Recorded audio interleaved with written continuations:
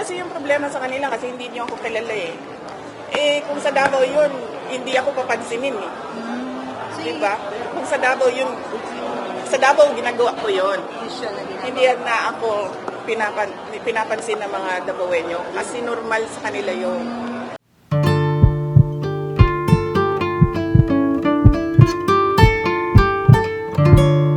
Next question, Jason. Seminary. Ma'am, tungkol po dun sa pagpunta niyo sa Baclaran, ano pong masasabi niyo na sinabi po nila parang ginawa niyo lang yung to gain sympathy from the public?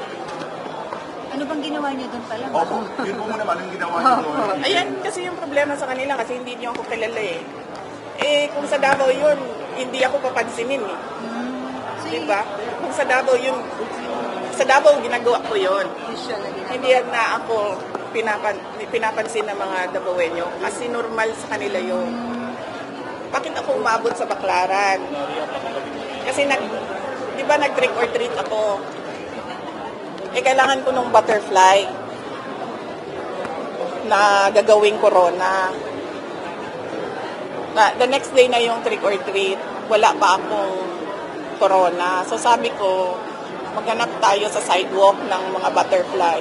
Umabot kami sa Baclaran. Ma'am, sa nangyayari ngayon sa politika? Totoo yun, di AI yung TikTok video ah. Ako yun. 3 videos yan. Sabi nung kasama ko, sabi niya, content creator na ako.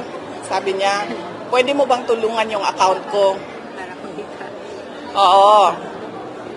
Well, hindi ko alam kung paano kumita. Pero sinabi niya, content creator ako. Kasama namin yun. Pwede mo ba ako tulungan? Sabi niya, i-promote mo yung account ko.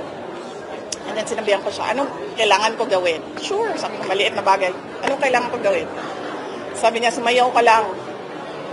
So, tinuruan nila ako, and then sumayaw.